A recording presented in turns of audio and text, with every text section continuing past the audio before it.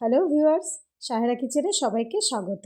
আজ আরেকটি নতুন রেসিপি নিয়ে হাজির হয়েছি বন্ধুরা। সেটা হলো বিটের লাল লাল ফুলকো লুচি। একদম পুরোপুরি প্রোটিনে ভরপুর, খুব ভালো লাগে খেতে, স্বাস্থ্যকর খাবার। বন্ধুরা চলুন দেখে নেওয়া যাক কীভাবে করেছি। আমি এখানে একটা প্যানে জল গরম হতে দিয়েছিলাম, সেখানে একটা বিটকে কেটে সেদ্ধ হতে দিলাম। বিটটা সেদ্ধ হয়ে আসলে আমি এটাকে ছেঁকে নেব। ছেঁকে নেওয়ার পরে বিটটাকে আমি একটা মিক্সার গ্রাইন্ডারে নিয়ে নিলাম। এরপর এটাকে আমি ভালো করে ব্লেন্ড করে নেব। ব্লেন্ড করা হয়ে গেছে।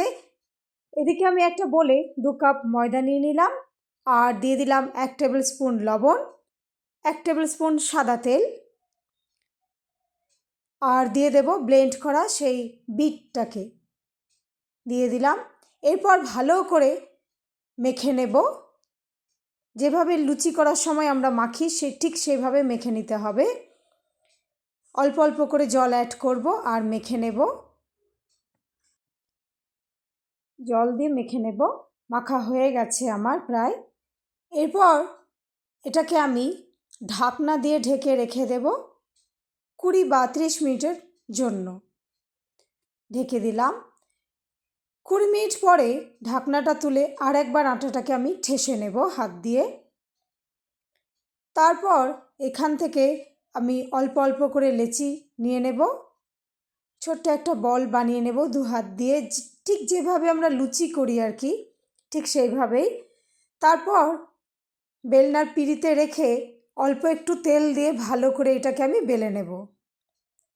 আমার বেলা প্রায় হয়ে গেছে। এদিকে কড়াইয়ে আমি তেল গরম হতে দিয়েছি। সেই গরম তেলে আমি এটাকে দিয়ে দেব, আর ভালো করে এটাকে আমি ভেজে নেব। এক সাইডটা ফুলে আসলে দেখুন কতটা ফুলে উঠলো বন্ধুরা, দেখেই বুঝতে পারছেন একদম ফুলকো লুচি। এক সাইডটা হয়ে গেলে আমি আর এক পিঠটা উল্টে দেব। 2 সাইডটাকে ভালো করে ভেজে আমি এটাকে তুলে নেব। আমার ভাজা প্রায় হয়ে গেছে। এবার এটাকে আমি তুলে পরিবেশন করব।